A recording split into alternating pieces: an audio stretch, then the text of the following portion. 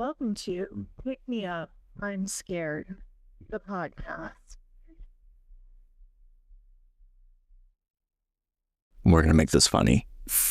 David, you have to start it now because you're the host. No. Yeah, you got to say. I don't. Do you think I feel like the whole reason I feel comfortable with doing this is that like I have no responsibility. I am just the guy who snarks in the background. It's not that much responsibility to just say, I'm your host, David. I'm your co-host, David. I'm your not host, Madeline. I'm here to do snark in the background today. Okay. Speaking of snark, Madeline. Yeah. Can you do a recap? Okay. All right. Well, first of all, I think that's mean to ask me to do that.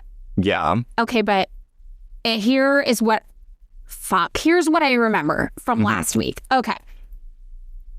We're in Italy. We're in Italy. I remember this. You're going to do the accent. You're going to do the accent. Italia. Yeah. Okay. Gramsci's there. Yep. He's got a hunchback. People are weird about it. Yeah. But otherwise, everyone likes him. Well, no, nobody likes him. Nobody likes him. Well, like, everyone's like, this guy's hella fucking smart. Yeah. That people Ross. respect him. He's not good at public speaking. He's not good at public speaking, and he does have a hunchback, and people are weird about it. And they're like, also, maybe you're just like a weird intellectual. Also, he's from the South. It's all from Sicily, the North. And we're talking about Sardinia. Italy. Oh, Sardinia, not Sicily. Okay. So he's from Sardinia. We're in the north of Italy. We're in Turin. We're in Turin. And he is there doing labor organizing, which... Well, he's like writing a newspaper. Yeah, because he's doing media work. What is that? Is that your phone again? No, okay. I'm volume off. Okay, yeah. Okay. So David does not know how to make things silent. Something we learned when we were recording the video episode for me, which we'll see what's going on with that. So, all right. We got Gramsci. He's in the north of Italy. He's not from there. He's working on a newspaper, and he starts to get involved in labor work. Wait, Madeline, what's the newspaper called? I don't know. No, you have to do What's the accent. Newspaper called, and then I'll say it in the accent. Ordine Nuovo. Ordine Nuovo. There we go. Yeah, okay. So Gramsci's working on Ordine Nuovo. And what are the fucking words? So it's like Fiat, right? Fiat's doing the fucking thing. Fiat's like the largest auto manufacturer in Europe. Okay. Because we're doing fascism. This is about to lead up to the 2 black years. That's going to be the end of the episode. Okay. So we're doing proto-fash. Well, no, we're doing the red years before the black years. Is that not fash? The red years are when things almost could have gone communist. Okay. This is like the Okay. What could have been? Okay. So we do though have the proto-fascist merging of business and state. Emerging. That's what it is. Mm-hmm. So we've got Fiat getting heavy kind of government subsidies. Basically, people are being forced by the government to work at Fiat, and they're working those long, horrible hours. 75 hours a week. It's awful, and the government's making them work there. And then we also have some labor unions emerging. And the labor unions, one of them is we're trying to be less political. We're trying to go the mainstream route. Some of the more, syndicalist kind of... The syndicalists are weird. The syndicalists are weird, but everybody's real mad because that guy tried to take over Croatia. Yeah, Denuncio. Denuncio. Madeline's doing the hand gesture. Yeah, I'm doing it. Denuncio. It helps. So he tried to take over Croatia, but he wasn't even a military guy, and he wasn't. No, he was he was ex-military, and then he took I think it's 2,000 also ex-military guys with a bunch of stolen trucks. Right. And he drove the Fiat Tipo, which is a tiny little car. I remember the car. Okay, so then he's trying to take over Croatia, and then back in Italy, people are like, this is not okay. And then all of the syndicalists are like, we do not support this. And then the main labor union, which is the equivalent of their AFL-CIO, is like, we're not getting involved in the politics of this. Mm-hmm. And then Gramsci's like, I feel like we should get involved in the politics. So that's... And Gramsci's he's interested in the internal commissions and turning them into factory councils. That's right, because what they've developed there, are these internal commissions that happen with all the workers. Mm-hmm. And this is not a union. And this is kind of when we think about council communism as a basis. Yeah. It's happening kind of here. And he's trying to make Soviets happen. He's trying to make Soviets happen, which if you don't know, a Soviet is just another word for a council of workers. Yeah. So Gramsci's in the north, and he's like, oh my God, this is chaotic. The unions aren't really representing the workers. The government is taking advantage of the workers in this weird merging of business and state. And also the state, meanwhile, up to some weird things. Also private individuals up to some weird things, trying to overtake Croatia, no big deal. Mhm. And he's like, there's potential here. I can work with this. And so I'm just going to... giving speeches, and everyone's like, not a great public speaker, has a hunchback, but really smart. And like, we love his articles. That is my seltzer water. That is my fucking seltzer water. Mine has a straw. That's how you tell the difference. Okay. So yeah, Madeline, that's where we're at. This is how you know power in the room. Yeah. One of us is a straw. Oh, if you want a straw, I have straws. Look, a straw could be in your future. I just didn't know. Okay. So, but like, and like, there's one more component that you haven't mentioned. So you talked about the CGL, like the larger, like the AFL-CIO. But of Italy at the time. But of Italy. Yeah. You didn't talk about the PSL. PSI. PSI. Oh, that's the fucking socialist party. But they're kind of... they're not super revolutionary. They're like, the revolution's going to come whether we want it to or not. Oh my God. So we just have to be ready. But we're going to do electoral politics. They're really committed to electoral politics is their fucking thing. God. And Gramsci's like, oh, this is fucking lame. Right. And we're going to hear some more about them today. Okay. So that's where we left off. Italy, kind of a mess. So the labor movement, hella fucking divided, right? Because like between like the sort of like reformist electoral politics people and the people who think like we can do revolution in Italy. Right. And the syndicalists were on the side of the revolution. But I think, right, this is, if you've ever met like an anarchist. I've met an anarchist. Okay, well, you've met me. You've met an anarchist. I've met an anarchist. But like in like your adult life. Okay, like no. you, No, I don't think that exists. Like, no, because like back when I lived up in the Pacific Northwest. Oh, yeah, there are adult anarchists. Yeah. And they exist. And like the vibe you get from them is they're just like, they're down to fucking clown. Like they just want to party. Right. Violently. I mean, I respect that energy. Where it's like, hey man, are we gonna disrupt shit? For what? Oh, I don't care. I just want to like make things crazy. So the syndicalists are down for a revolution. But just because they want to fuck shit up. Just because it'd be kind of fun. They're like blats. They're like blats. Yeah. Okay, got it. So labor, hella fucking internally divided. How do you think capital's doing? I mean, I would assume flourishing. Capital is fucking unified as shit. Yeah. They're they've got this shit on lockdown. I mean, the government is making people work in their factories 75 hours a week. Yeah, and like all like sort of like internal competition has basically ceased. Like fiat basically owns the fucking market. Okay, got it. Right. And like one car, it is fiat. Well, there are like Lancia. We're gonna talk about Lancia. Okay. They made some fucking sick cars. You know, we are a pro car podcast. We are car guys. Car guys. We are car guys. I actually, if we wanted to just like transition our podcast to just be car talk, we could do that. I would love that. Yeah, we could be car guys. That's a potential podcast future for us. Yes. So as early as 1868. Like 7 years after unification, industrialists had founded the Madeline, you're going to have to do this after me. Okay. It is the Società Promotrice dell'Industria Nazionale. Okay. The Società Promotrice dell'Industria Nazionale. So this is basically like a fucking chamber of commerce. God. Right, 19th century ass chamber of commerce. In 1906, that gave way to the overtly political Industrial League, which claimed 75 firms as members and was headed by Gino Olivetti, also. Gino Olivetti. But like one of the coolest like typewriter makers. Oh. The fucking like the Olivetti typewriter fucking rocked.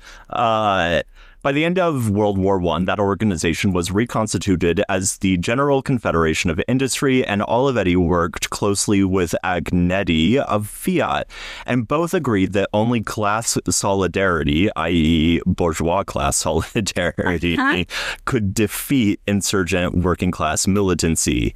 By February of 1920, Agnelli suddenly refused to recognize the authority of the insurgent factory councils, who had been taking over a lot of control of negotiations with capital. Okay. And so Agnelli was like the fiat guy. But how was he the fiat guy? He was the founder of Fiat. Oh, okay. So at this point, he's just like, you know what? Fuck your stupid little councils. I'm done playing with you. Yeah, this is Just get to work. this is some fucking bullshit. You long-haired hippie losers get a job. I don't know if they were long. I feel like But, that's the equivalent. That's a vibe he's putting out. So Avanti remarked that, quote, the director had to give way, but the episode should make all workers take note. Perhaps the time is coming to enter the battle to defend the new conquest. So basically, Agnelli tried to refuse, like, the factory councils, and the factory councils were like, fuck it, we're shutting down the fucking factories. Got it. And Agnelli was like, fine, okay, I'm going to fucking negotiate. But, like, everyone kind of knew that was not like the real battle. Okay, got it. Does that make sense? Okay. So at the Mazzoni garment mills, factory workers occupied the shop floor when Mazzoni refused to recognize the councils at, Madeline, say this word. Sestri Ponente.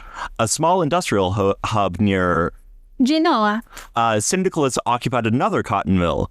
As all this agitation got underway, Olivetti gave a speech insisting that there could, quote, never be two authorities in the factory. Basically, he was like... He's like, you don't get a say. The factory councils, yeah, fuck the factory councils. In April, he sent a confidential memo to all members of the Industrialist Confederation urging them not to deal with the factory councils. At the same time, the prefect, basically like the... Hi, Fork. The mayor of Turin reported to the ministers of the interior that Olivetti had visited him and announced that the industrialist factories have reached such a point that industrialists have decided to have recourse within a very brief period to a general lockout. So they're basically like, we're going to tell anyone associated with the factory councils, fuck you, you're fired. Okay, got it. So at that moment, there was like a wage negotiation underway. Where? At the Mazzoni factory mills and in Turin. Oh, okay. And so members. This is not Missoni. I don't fucking know. I didn't Let me look. see the spelling of this. It's Mazzoni. Okay. Yeah, I don't know. Probably not Missoni. Who fucking knows? I gotta look it's from, because that, if you're a fashion person, that's a major Italian brand, and I'm like, how long have they been around? Fiat's still around. Maybe Missoni's been around. Well, this is what. Okay, so this is not. Okay, no, they're not founded until 1953. This is different. They just have a similar name. Though I will say, okay, here's the fucking thing. So, right, like there are a lot of fucking of your luxury ass fucking automakers get founded directly after World War II. That makes sense. So your Ferraris, your Lamborghinis or whatever, and you always get the impression that they were like slightly fascist collaborators. Yeah, I can get that impression. Like where you're just like, oh, you kind of like, you were for some reason able to reindustrialize real fucking fast after the war in a way that's like a little weird. I get it. Yeah. Okay. Interesting. So there's this debate over wages happening, and members of the internal commission, workers at the, please say that word for me, I can't even Fiat plant, went on a sit-down strike. The prefect responded by expelling striking workers by force, and after the police expelled workers from all Fiat metallurgical plants, the local branch of the FIOM, so that is the generally syndicalist-oriented metallurgical trade union. Okay, yes. Who, like, I cannot remember what FIOM stands for. Well, I remember last week we really struggled to pronounce the metallurgic word in Italian. Yeah, and you have on your phone somewhere, like, all the abbreviations. Should I? So, please bring up the fucking thing. I feel like I'm not a great co-host. Is the issue with me. Well, you just have to hold me up long enough to make this a 2-hour podcast. I think you're going to be fine on here. Okay, I found it. Okay. So the FIOM is the Federazione Italiana Operai Metallurgici. So they called a sit-down strike in 44 of Turin's factories. Industrialists responded with a basic lockout, and at the Diado... Yeah, it Diado? Freyhus? I don't know if the just sound in Italy is the same as in Spanish. Okay, so this like triggered an elder millennial memory in me, What is it? which was that there was remember when track bikes were a fucking thing? Yes, obviously. Okay. Yes. Bike messenger culture. We lost a lot of guys in little hats to having no brakes on their bikes. Yes, I actually was talking about this recently with a person I was dating, and we were talking about how it used to have so much social capital, but it was a very working class job to be a bike messenger. But it was not a working class job to have a $3,000 Bianchi carbon fiber bicycle. Well, with not brakes. everybody had the Bianchi. So I do remember though one time I was on the bus in San Francisco and I was going to school, and this guy tried to hit on me, and he's like, I'm a bike messenger. And I was like, then why are you on the bus? And he got really upset with me. And There are hills. I mean, he was like, well, I'm kind of tired today. And I was like, sounds like you're a bus messenger. He did not like that. But Frejus, whatever, Yeah. was like I remember this being like, I remember reading an article that was like, this metallurgical plant in Italy has revived its name in order to make butted steel bike messenger frame, like track bike frames, and being like, this feels weird. Like, I don't know what's like. As just like a passerby to that phenomenon who was like, I don't know, gears are cool, man. Right. I mean, yeah, I definitely had a bike at this time. Sorry, I just took it from one of my loud bracelets. So you guys don't hear it jingling around. I definitely had a bike at the time, but it had gears and brakes. And it still got in a fucked up bike accident and scraped all the skin off half my body. Gears are, everyone, we had a friend who basically went into medical debt for several fucking years over getting hit at an intersection in Fresno. We did? Yes. Oh, I don't remember this person. She lived with you in San Francisco. Oh, really? Do you not remember this? No, I don't know. Sorry. I don't know. I did actually see somebody from high school, though, the other day. Yeah. Did I tell you? You did. And I was like, I looked her up on Facebook. Uh-huh. I was like, You don't remember? well, How do I know this person and you don't? You're always the one who remembers everybody. I was like, I don't know. She looks familiar, but also They kind of remembered you, too. And I'm like, what is the intersection? How did this happen? she looks 40, not 16. Yeah, that's true. We all did turn like 40. Yeah. Yeah, uh-huh. And our only common connection was Perry. That makes sense. Parents, cool. Yeah. And so it was like, I don't know, maybe she was a Senate person. Maybe. That seems right. So, Dear listeners, at our high school, if you were a nerd, there were two paths you could go. You could go into a model Senate, which was a mock Congress also all club. the biggest stoners at our school Yeah. who were middle class and white. I will say that. I was going to middle class and white. Rich kids went. The rich kids went to Senate. But they were also the biggest stoners. Okay. And most of them wound up in the like troubled teen industry at some point. Wait, what? Do you not? Okay, so No, I remember them being all the rich kids with good futures who went to like NYU somehow after leaving Fresno High, which was not a good. Okay, so one of I don't want to fucking like make this guy. Yeah. I don't want to make this guy's life harder. Though I also think he's living a great life. I think he's like a wilderness guide in Alaska these days. Very cool. But like a kid I had grown up with, I went to kindergarten with him. I went to elementary school with him.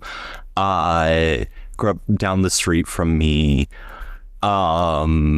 He was in a band with they opened up for Finch.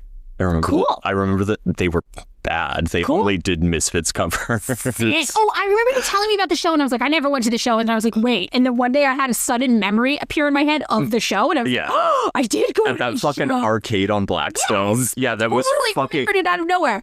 And I was like, weird venue. There was a period of time where all the shows were in weird venues because we were trying to find venues. There was like the pizza place on Ashland, and there was next to the house that had all the peacocks in the front yard. Which also one of the guys from that fucking weird bad Misfits cover band. Yeah. That whatever lived behind the pizza place on Ashland. And would throw fucking insane parties after all those shows. Yeah. But he got kidnapped into, I think it was in Colorado. Oh, into the troubled teen. Like into some fucking camp where they took his shoes away every night so he couldn't run away because it was in like the snow or whatever, but he just like fucking did.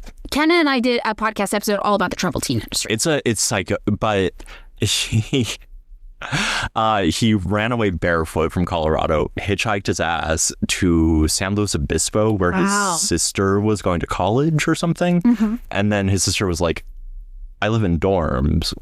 I can't. Right. You can't live in a dorm with me. You're 16. What the fuck? Yeah. So he lived under a bridge for a while. And then right as I was about to go to Evergreen, he just like showed up on my door at the Lansing house in the garden. He showed up and he was like, hi, can I get like a sandwich or something? And I was just like, yeah. And we had like a sandwich and tea and he was on a lot of meth. That makes sense. That's a Fresno story. But okay, so that was Senate. That was one path. I thought it was rich kids. Apparently, it was not. No, I mean rich kids. Okay, but rich kids. But they're still from Fresno, so they're rich from Fresno, which means just like a normal middle class life. It was like a lawyer and a doctor together. Right, exactly, and somehow still struggled because Fresno, and everybody ends up on math, which is not our fault. That is just our culture there.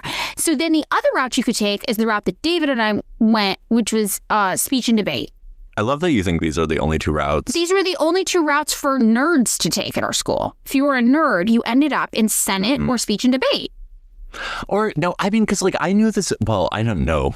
I literally never knew his name. There was a guy in my Latin class. Yeah. Who was, like, I don't know, socially subaltern. Yeah, okay. Like, he was just, like... Yeah. And then, like, he was dating a friend of mine a few years after high school. Uh-huh. And, like, I met him and I was just like, you're still a fucking weirdo. And you're, like, a nerd, but not smart. Got it. Okay, so we were, like, dweebs who cared about our grades. Yeah, but also ditched class a lot. If you were a dweeb who did drugs, ditched class a lot, but still cared about your grades, you either ended up in Senate or speech and debate. So the Senate kids were very different than us speech and debate kids. So we didn't have a lot of overlap, which is maybe why... You don't know the person I ran into from high school, but I don't even know if she was in Senate. I feel like I have like the vaguest memory of her being. She and her boyfriend, very cool now, socialists. That makes sense. I mean, I feel like most people are fucking. It's like, unless you went like a tech bro route. Yeah, the future is commie, baby. Well, I mean, the future is commie.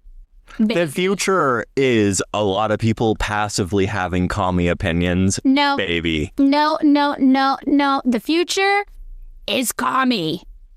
I'm ordaining it. It's going to happen. It has to. I use the voice. I'm pessimistic. Okay. Whatever. Okay. So anyway, everyone's fucking striking Avanti, which is the party newspaper for PSI. Yes. Madeline, look at your thing. Okay. PSI is Partito Socialista Italiano. So Avanti reports that while all these strikes are going on, there were enough soldiers in Turin to, quote, quell an entire region in revolt. So basically, like, the fucking Italian government, like, they also kind of don't know what to do with all the soldiers at, like, post-World War I. So, like, yeah, I guess we maybe just, like, use them to, like, quell a factory revolt. Right. Yeah, I mean... You got to put them to work. You got them. So what's at issue is essentially the ability of the internal commissions to negotiate and regulate conditions within the factory. So it's not even wages. And you remember, like, when we've done stuff about, like, American factory stuff in the 19th and early 20th century, usually, like, when I do the thing, it's, like, wages are, like, a big thing, but it's also, like, motherfucking working conditions suck. Yeah. Right. And like a lot of the workers are like, realistically, we're better, like we are in a better position to be able to say how to efficiently do factory work than the bosses. Right. Right. So you having us do like 75 hours and having some motherfucker with a gun threatening to throw us in prison ain't making things more efficient in the factories. Right. We're in a better position. And the internal commissions, remember, these are the things that Gramsci thinks can turn into factory councils. Yes. are maybe in the best position to regulate conditions within the factory. So the fact that they were unofficial bodies meant that in the eyes of the capitalists, they had no standing to negotiate. So basically, the factories wanted to negotiate with the big unions and not these informal bodies formed by the workers within the factories. Right, but the unions were kind of hands-off. And the unions were like, their basic concern was wages. Right. Right. So factory conditions, they were like, we can't really fuck with that. Like the bosses kind of know what to do. So the FIOM leadership was initially willing to limit negotiating capabilities of the commissions and actually hammered out an agreement. However, when representatives of the union and the large industrial firms met on April 11th, the representatives of capital added stipulations to the effect that all complaints would go through the company foreman and that any meetings with the internal commissions would take place outside of working hours. So basically they were like, yeah, man, you can have your little party. Just like, don't make it like our business. Right. Like they have no fucking, role to play in actual negotiations. Essentially, the new agreement stripped the councils of their entire purpose. 2 days later, the Chamber of Labor proclaimed a general strike. By that point, already 80,000 workers in Turin were on strike, including all state workers, tailors, and paper makers.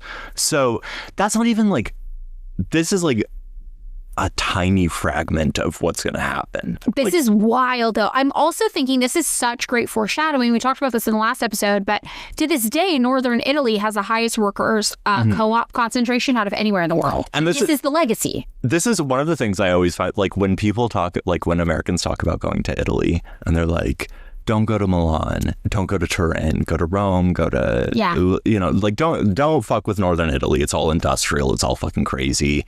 The food's not good, yada, yada, yada. Right. But it's like, no, that's where like the cool shit happens.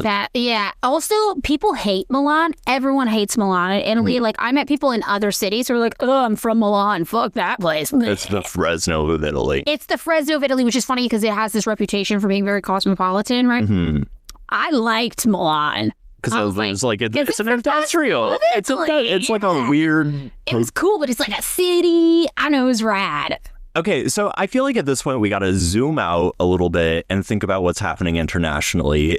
So July of 1920, the Comintern held its second party congress in Moscow. And this is kind of like important. So like fucking civil wars happening in Russia. Yes. Right. The white armies are in there. Everything's popping off. We're going to talk about the white army later because, like, who's supplying the fucking weapons? Everybody. Every capitalist country is some fucking Italian-ass firms. That makes sense, yeah. Everybody. Right. So... And lots of people don't realize that after the Russian Revolution, they were mired in 3 years of civil war that killed millions of people. Also, both the Americans and British had, like, literal soldiers up in there. I call it the white armies, plural, because literally every capitalist country was like, oh, this is fucked. They just had a commie revolution. What if communism comes for us? So they were all like, we have to defeat them. So every country that was a big power player, capitalist-wise, sent white armies into Russia to try to fight the red armies. And it was a huge civil war, too, because the capitalists within Russia were aligned with them. So, and you got to remember, so a few months in 1919, I feel like maybe we should do an episode about like the 2-month-long ass Hungarian Soviet Republic. I think it would be very cool to do a lot of Hungary stuff, yeah. But so in 1919, Hungary had proclaimed a Soviet Republic, which was pretty quickly put down due to an ill-fated alliance with the Social Democratic Reform parties. Oh, who basically... Interesting. If only somebody could have seen that coming. Were like... Marx and Engels in 1847. Yeah. You don't want to align yourself with the Democratic Reform Socialists. What, I think in 1877 after the Paris Commune. Oh, God. I mean, in 1847, though, they were like, these are the bourgeois socialists, these supposed democratic socialists. We do not fuck with them. So, right, like, and this had also happened kind of in Slovakia. Like, there were all of these, like, little, like Soviet-type republics that lasted, like, a month. Right. Right. And, like, everyone was kind of like, dude, like, the Social Democrats get in there and they, like, kind of fuck everything up. Yeah, because they capitulate to liberalism. And, like, sometimes they just are liberal, like they are the only liberals in the room, and Right. so like they're like, no, we're just gonna do liberal, we're straight up gonna fight the communists. Yeah. Right. So when the Comintern met in 1920, they drafted 21 conditions for membership in the International. The principle of the 21 conditions was to prevent another Hungary situation. So they were basically like, get these fucking social democrats out of there. Like, just fucking, like, fuck that. But remember, like, think about the PSI at the time. Yeah. They're like, we're the most passive-ass motherfucking communist party in the fucking room. They're not the exact strong revolutionary hand we're looking for. But they had also been hands-off with respect to World War I. They'd been like, we're not getting involved. We're pacifists. We are not supporting the war. Mm-hmm. When every other fucking socialist party in Europe had been like, we do support World War I for some reason that because like people like it. Right. People love World War I. It's their favorite thing. Yeah, When it was World War I, that the guy got assassinated. We learned this in high school. Yeah, the Serbian guy. Yes, that's right. He got iced, and there were all these alliances, and then everyone was like, because I'm allied with you, and this guy did this, and this did this, now we're all at war. But it's weird that everyone was into this, because it's very frivolous, weird war. I mean, that's why Lenin was like, we're not fighting this fucking war. What are you guys talking about? Don't turn your guns on the masters, not each other. This is weird. Yeah, but like, right, like it was like really the first full flourishing of nationalism as like an ideological thing for people. So everyone was like, my country. You're Serbian. You got to be fucking the most Serbian. It was like the World Cup of murder. Yeah. Okay, got it. And so like a lot of the socialist parties had been like, yeah, man, I guess we're into it because like you guys are into it. So like we don't. It's kind of like, so this group that I'm starting to do more organizing stuff with had this really funny meeting. They accidentally scheduled an action on Super Bowl Sunday and nobody came. And everyone was sitting around going, I mean, like, not nobody came. People came, but not a lot of people. And they're like, the turnout's really low. We forgot it was the Super Bowl. And everyone was like looking at each other and they're like, the working class loves sports. We have to figure out how to tap into sports. And I was like, I love it. Oh my God, this is beautiful. This is so funny. I would have made the same mistake. I have no idea how sports work. I didn't even know it was a Super Bowl. And they were like, it's a Super Bowl today. I was like, is that a joke? Okay, so anyway. So you're your fun communist social club. It's not a social club, David. There are tangible political actions that occur. Has learned the lesson that every church in America fails to learn every year. What do the churches do? Well, because they keep holding fucking services on Super Bowl Sunday. So you think the churches should not do anything on Super Bowl Sunday? No, they should hold watching parties. Okay, all right. I'm not opposed to this idea, honestly. Like they should do like if you're like Presbyterian and you have like the robes or whatever. Yeah. Like they still have the Presbyterians have the robes. Okay. But they're Protestant. Okay. A little combat. It's like the white and gold robes? Yeah, I think they're white and gold. Okay. Do they have tall hats with them? No tall hat. Oh, fuck. Okay. Yeah. I don't remember. But like if you're a fucking Presbyterian, you should like wear like your formal robes. Uh-huh. If you're Catholic, let's say you're Catholic. You think the Catholics and the Presbyterians should have their own version of the Super Bowl? With like... They play sports. Listen, against each other. I was making a joke the other day about how contemporary socialist parties in the United States don't have the purchase of the Philadelphia Eagles fans. Right. Who, when they were told, do not climb the lamppost, just tore down the lamppost. Right, we and talked crowd about surfed this on our bonus episode. I think. Yeah. And I think co-op the energy of the Philadelphia Eagles. And make the Pope do it. And make the Pope crowd surf a lamppost. I think people will be into it. I think it could be good. Also, if you guys didn't know, David and I fought for the first time over on the Patreon. So that's fun. So if you're not signed up for the Patreon, $3 a month, and you can hear David and I fight with each other. And you can hear Madeline do a real bad faith art. I did not have a bad faith argument. It's what you said. That's what you were saying. Yeah. Okay, well, we're not... I don't know why I picked Obama cadence at the end of that one. Is that Obama? Like... Say ying. Halting speech pattern. Presidential. I feel like you're doing like Bernie Obama. Really? Like a hybrid. That's how politicians are trained to talk. Okay. Bernie voice. Bernie. Okay. So actually, you know what? We're going to get back to the thing. Yeah, let's get back to the thing. Okay. So the Comintern, they draft 21 conditions that are basically like, if you're going to be like a communist, don't fuck with the Social Democrats. They don't. Yeah, don't draft all of these conditions, and so and a lot of them are basically like, don't fuck with the Social Democrats, but like one of them is no communist should forget the lessons of the Hungarian Soviet Republic.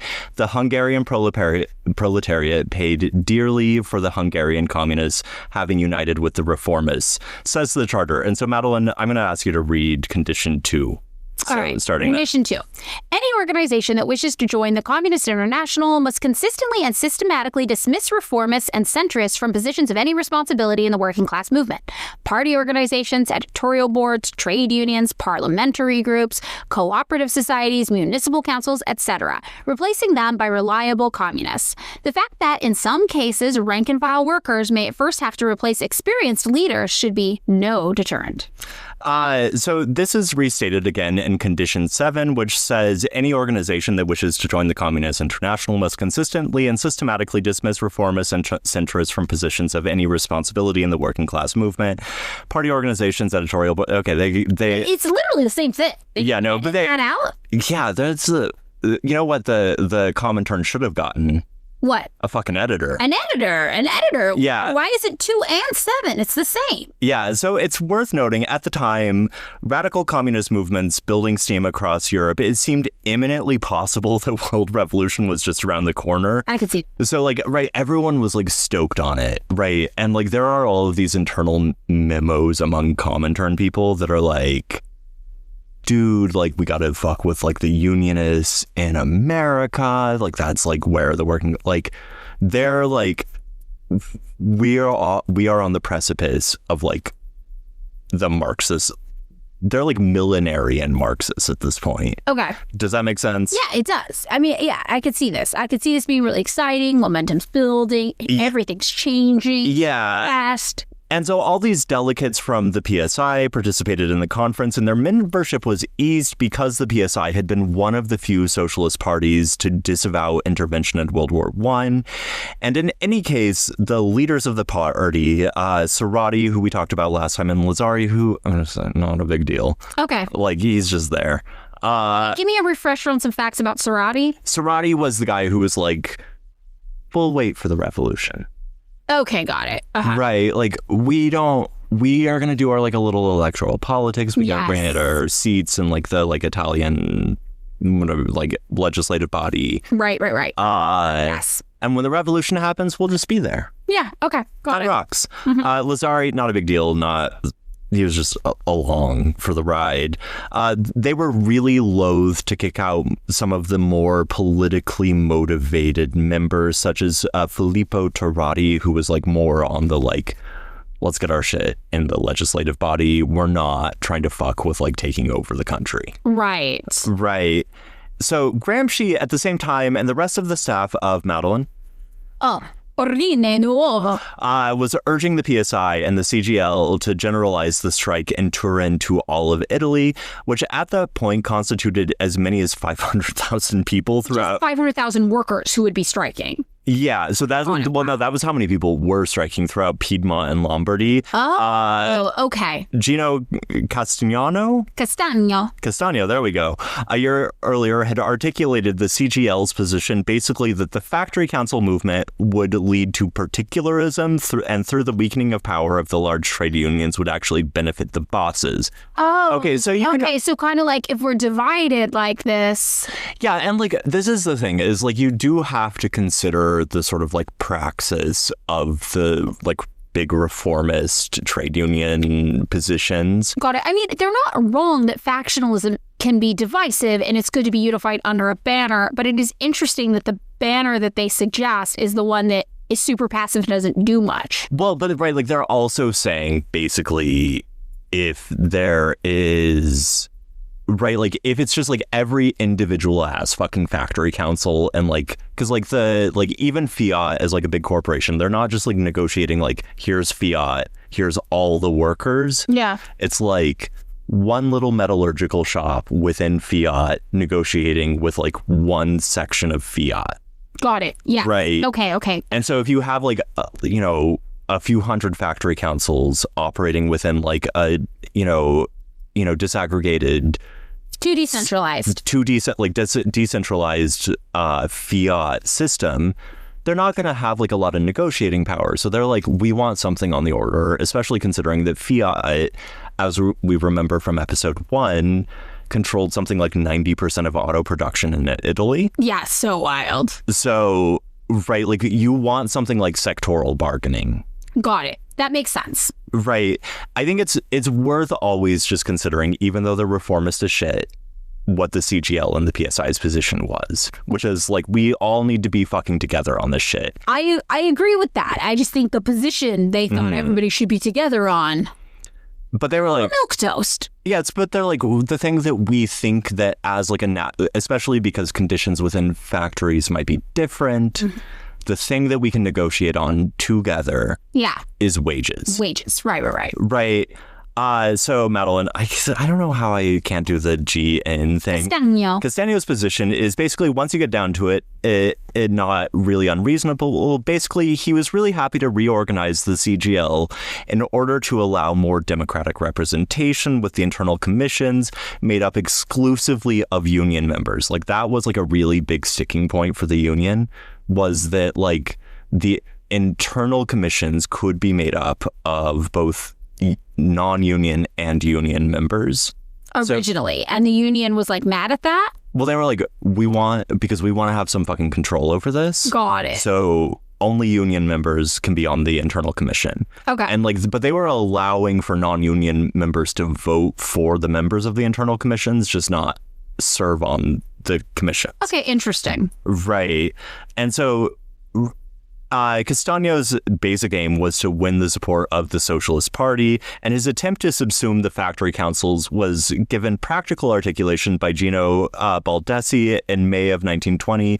Baldessi refused the premise that the councils represented a revolutionary force, and he was willing to allow non-union members to vote for councils provided the councils took their direction from the unions. Okay, got it. So the basic idea is like, the CGL is like, we see this thing happening, kind of seems like we're all our friends. It's like, this is Super Bowl Sunday. Everyone's fucking into it.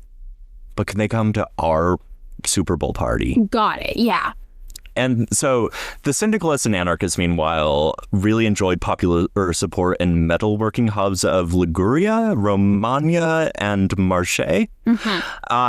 And as I mentioned above, the previous year when the syndicalists had met in Paris, they had drafted a proposal for quote-unquote proletarian unity.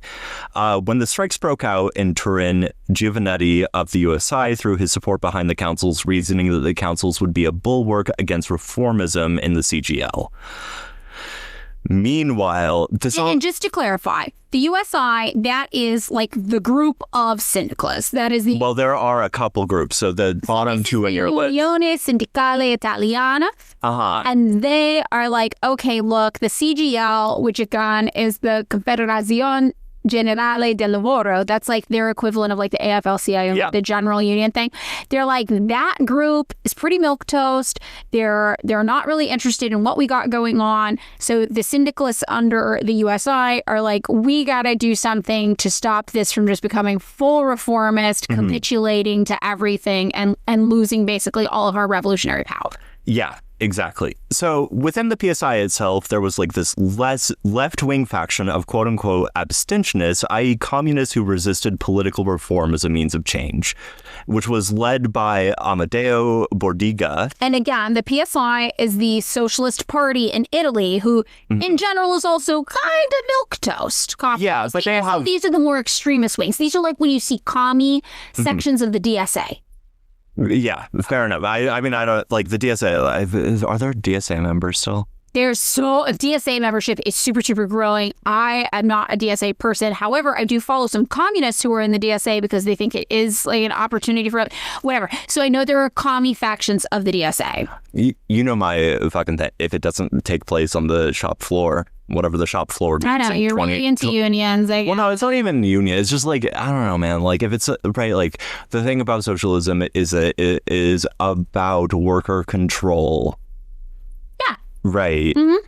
And I think that's where socialism should start, is worker control.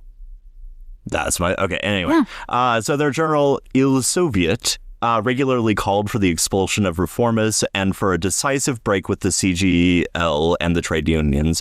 Bordiga himself was kind of weird in his conception of who the proletariat was, arguing that they should not be identified by their position within capitalism, but that, quote, the class should be considered not as a mere aggregate of productive categories, but as a homogeneous complex of men whose living conditions show fundamental analogies. Okay, so he's basically probably going to say, like, whatever the labor aristocracy is, we don't count them? No, he wants to be more capacious.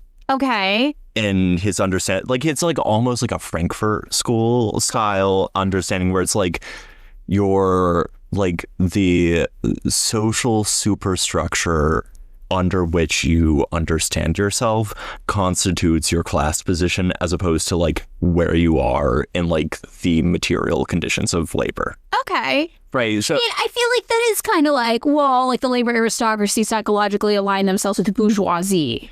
Well, no, he's like saying like, you know, because this is like, you get, back when I worked in Idaho, there was a song that was really popular called I Could Buy Me a Boat. Yeah.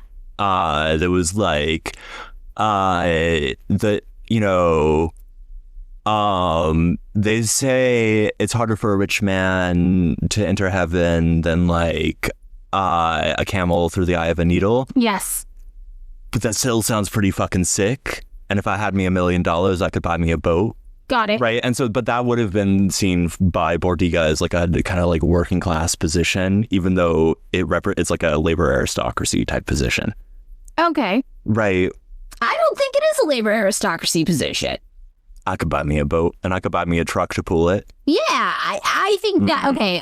Yeah. I think we have different definitions of the labor aristocracy, but maybe our sayings. No, I mean, I think right, like basically is like anyone who considers themselves working class. You're working class. You're working class. That like, and like, which is like a pretty fucking capacious ass definition. Yeah. Okay. Interesting. And he wanted the factory councils to be elected by the entirety of a given factory rather than by discrete groups working within the factory, each having their own council. I mean, kind of sounds fair. I mean, it's like I don't know, like Bordiga. Yeah, but like remember that like you have like metallurgical workers and like your assembly line workers working on like in the same factory, and so like the factory council thing meant like, hey, you spend all day making bolts, right? You have your own little shop. Bolt council. Yeah, got it. So in August of 1920, Gramsci attended the National Conference of the Abstentionist Faction in Florence, which was founded by Bordiga. Okay, so how many people are we talking about in this faction? And this, not a lot. Okay, is it like 10 guys? Is it like 1,000? It's like 1,000, but like this is like a big ass fucking party. Okay. Remember, we've got like 500,000 ass motherfuckers. I'm like, right? National conference. This sounds significant. Yeah, but it's faction like, to be happening. Think about this. It's like if every Bernie supporter in the Democratic Party like met. Well, Bernie and AOC just did that campaign together, so it's like that. Okay, yeah. I'm not following Bernie these days. Yeah, it's probably for the best. Like what you would hear. Yeah, I heard some shit about immigration, and I was like, I'm out. I mean, I heard some shit about Israel in 2016. Yeah, no, I mean, but like that, like, right, like the DSA has been on like a fucking Israel kick since the 80s. It's so weird. So over at the PSI, Sarati is trying basically to keep everyone together. Okay. And you gotta feel for Sarati, right? Like, he's like, man, we won like 100 seats and like the congressional body, that fucking rocks. Like, we're doing it. Factionalism is divisive. Everybody unite. Need some democratic centralism in here. We're all on one mission. And then you got this like weird hunchbacked guy from Sardinia being like, nah, fuck you. and you've got Bordiga being like, nah, fuck you. Right. Right. Like, and so I don't know. He is the Nancy Pelosi of socialism. Yes. I always characterize Nancy Pelosi as seeming like a very tired school teacher. Mm-hmm. Like every time she did a public appearance and started, which is like, so, and it's like she's not right, but something about the way she presents herself, you're like, man, you do seem exhausted by this. do you remember when I was trying to get you to sell hammers that said, where's Nancy? Yes, I do remember this. I do. I do remember that. That probably got me on a list of some kind, I have to say. So Serrati's basic point was that socialist Oregon should be preserved, i.e. the PSI with all its electoral goals, the CGL, the factory councils, etc.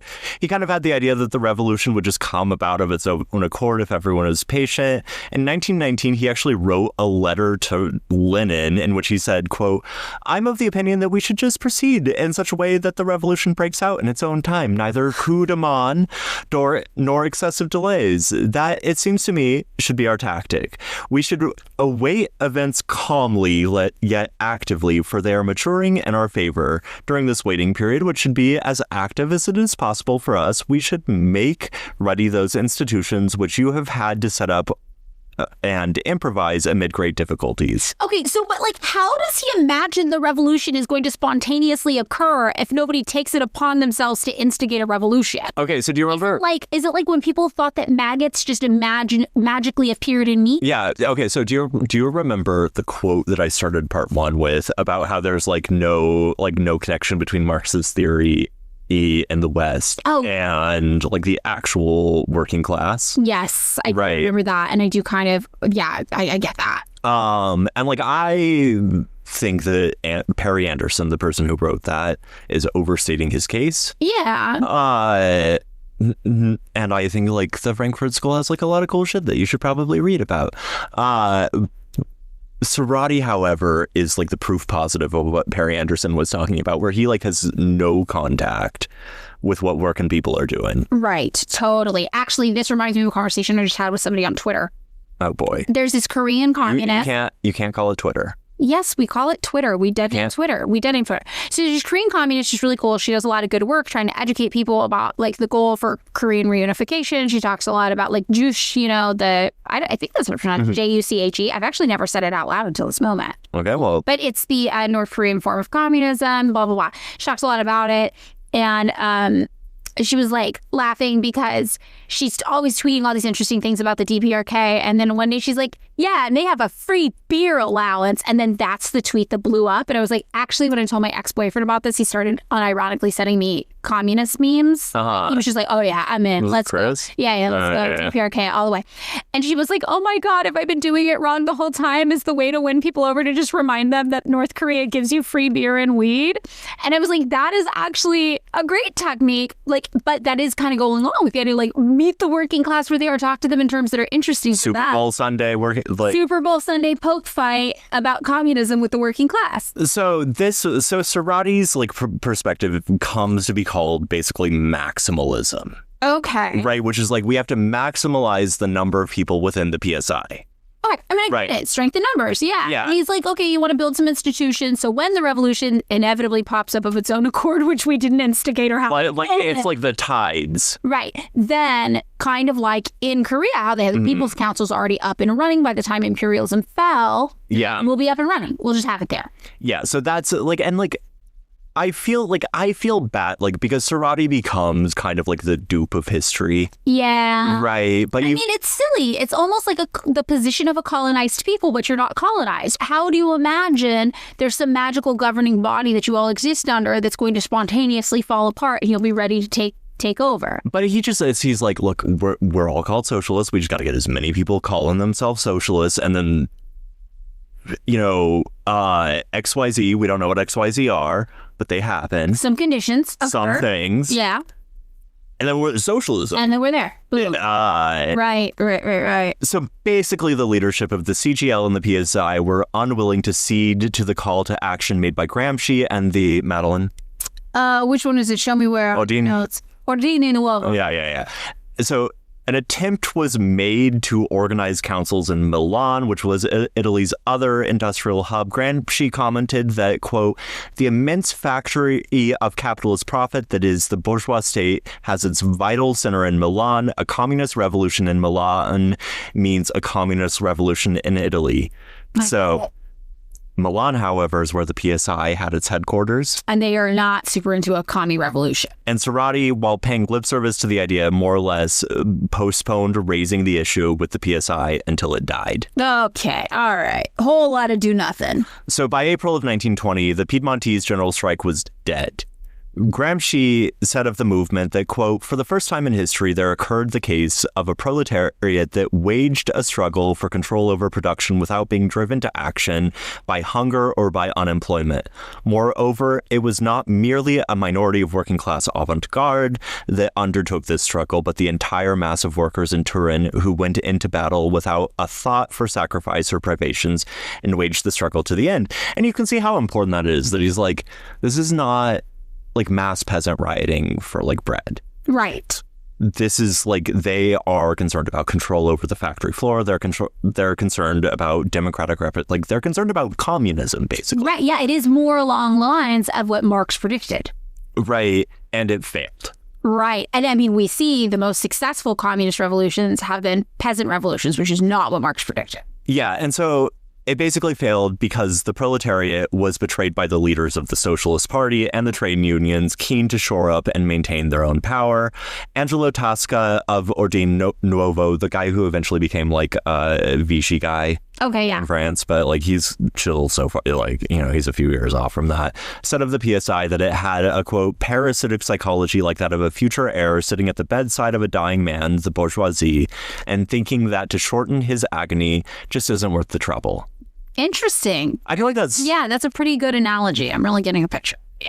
So there was a railway worker strike in Piedmont in solidarity with the workers at the Fiat and metalworking facilities. It meant that the government had trouble sending the army to put down the insurgent workers. Spread them thin. In 1920, there were 1,880 strikes compared to 810 before the war. Wow. At the same time, peasants throughout Italy and especially in the South rose in the fields. So like everyone's like, fuck, Italy's about to pop the fuck off. It sounds like it, yeah. So Cerati refused to issue a call for a nationwide strike, and the Piedmont strike becomes isolated, and by May, it's done. Wow. The Congress of the Chamber of Labor, held in May, Tasca attempts to reinvigorate the factory council movement by forging an alliance with the CGL and bringing them under the direction, bringing the factory councils under the direction of the union. And like the factories councils kind of accepted because they have nowhere else to turn. Gramsci, on the other hand, is like incensed, and he has to disassociate the Ordine Nuovo from Tasca on the grounds that Tasca's plans amounted to like this Faustian bargain in which the factory councils would continue to exist, basically in name only. I mean, he's right. He's totally right. Tasca replied that the state ought to control production and secure capital investment, not the workers, and accused Gramsci of anarcho-syndicalism. Yes, famous anarcho-syndicalist Gramsci. And I mean, you can like, I don't know, like fuck Tasca, Vichy-ass motherfucker. Yeah. Gramsci wrote in Ordine Nuovo, we have always thought that the duty of the communist groups within the party should not be to fall into particularist illusions, but to work to create the mass conditions in which it is possible to resolve all individual problems within the framework of the problem of organic development of a communist revolution. Can there be, in fact, a communist party, parentheses, a party that will be a party of action and not merely an academy of pure doctrine and of politicians who think quote-unquote correctly and express the correct line on communism, unless there exists among the masses a spirit of historical initiative and an aspiration for industrial autonomy.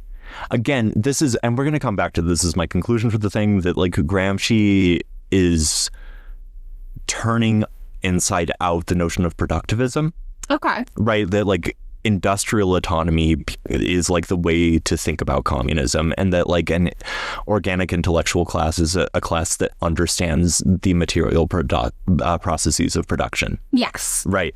So basically, Gramsci's fully disillusioned at this point with the PSI, but unlike Bordiga, not yet ready to jettison the whole party. Most of his colleagues made their peace with the PSI, and throughout the summer there were these like sporadic strikes and lockouts throughout Italy over the issue of munitions produced in Italy to be sent to Albania or to aid the White Army in the Russian Civil War. And by July, the syndicalists within the PSI and Turin were attempting to reinvigorate the council movement. Makes sense. Right. And I will say if there's a split within the syndicalists, we're going to talk about it in just a second. Interesting. So what this meant is that when contract negotiations were held in July, the FIOM, Madeline. Oh, the FIOM. That's the Federazione Italiana Operai Metallurgici. The metal workers. Yeah. Was forced to negotiate alongside the syndicalist unions, which led to this like weird thing where Fiat basically pitted the syndicalists against the FIOM. That makes sense. At the same time, the cash-strapped government under Giletti had established a commission of inquiry to try to recoup excessive profits from the large manufacturers who had been made rich during the war. Giletti does not survive this, like, politically. I mean, yeah, I'm sure he's just like, what about like a retroactive tax? What? Well, no, he's just like, dude, you guys are rich as shit. Yeah. Give us, and we're poor as shit. Yeah. Give us money, please. Right. Retroactive tax. And so Fiat is at this point reporting declining demand for automobiles because like the war's over. Probably everybody already has a car. Or like doesn't need a car. Yeah. And it's like the government was basically like the only customer for Fiat. Right. And so like, and the government's like, dude, we're broke. You took all the money. We can't buy any more fucking cars. How's this supposed to work? Right. This is pretty interesting conceptually from like a Marxist framework. Yeah, I mean, the government is the workers in this situation, and they're like, well, this is how fascism happens. Because remember, like Mussolini had started out as a reporter at, or like as a journalist at Avanti, the PSI newspaper, and had been really into Denuncio's shit in Croatia. And then was like, never mind, I have a new idea.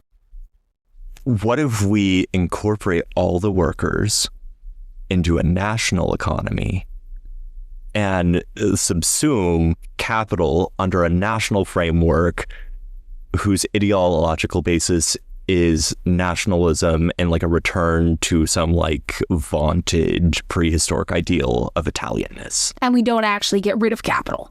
Yeah, we just are capital. Yes. We're all of capital now. Right. Yeah. It's basically what every liberal thinks communism is. Yeah.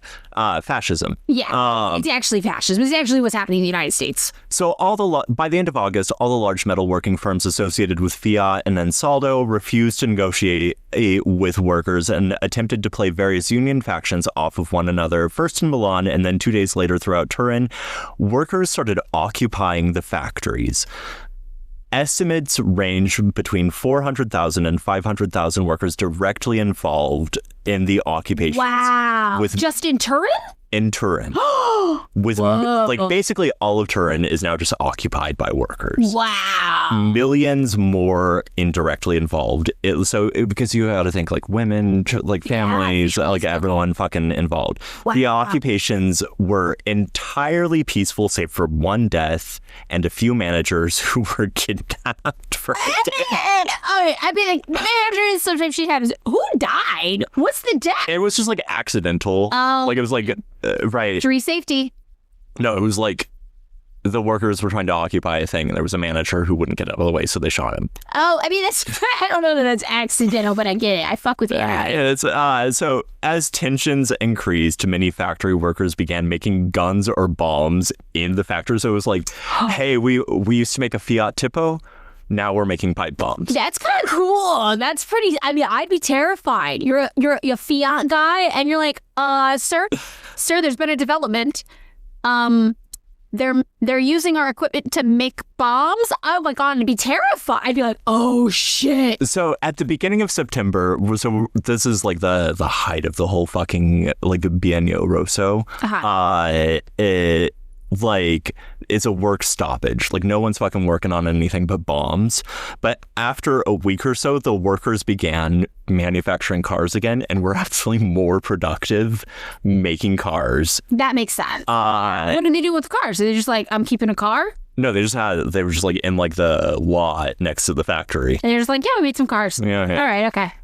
Three, our cars. So in some instances, the productivity actually increased. On September 3rd, the factory produced about 35 vehicles compared with 25 before contract negotiations. That's a fucking Madeline. It's pretty good. That's about what, one fourth, one third, somewhere in there. Yeah, it's like 10. It's like, like a 40% increase, 35%. Yeah, there we go.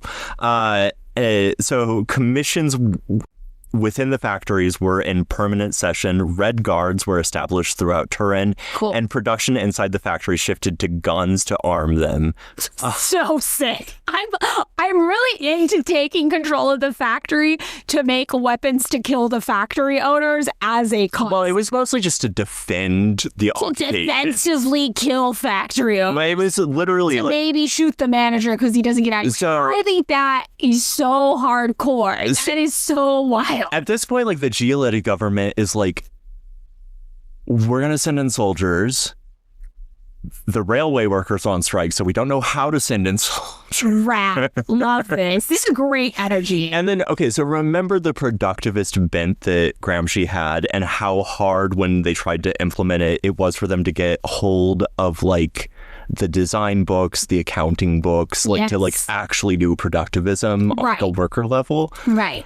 So Fiat and Lancia workers started collaborating together and started exploring their respective bosses' trade secrets. So they were like, "Oh, you got like a cool engine? We got a cool engine too. Why don't we just like share each other's plans and we can each like improve our cool engines to make cool cars?" Rad.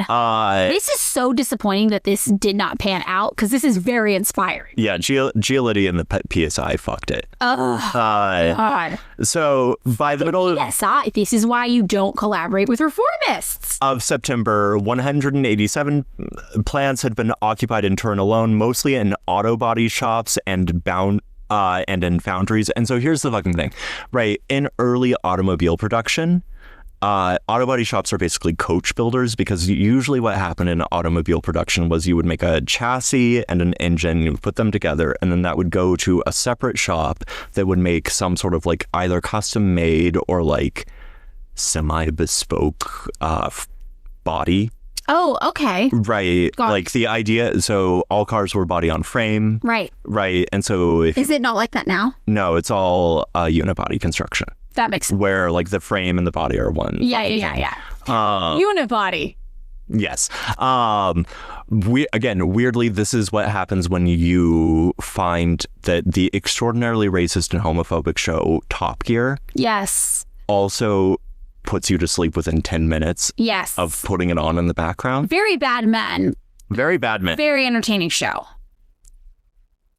Granted, but it will just put... And you can't really tell how awful they are from the show alone. I will say... You gotta know more stuff about them, I think. I haven't seen an episode where it's overt.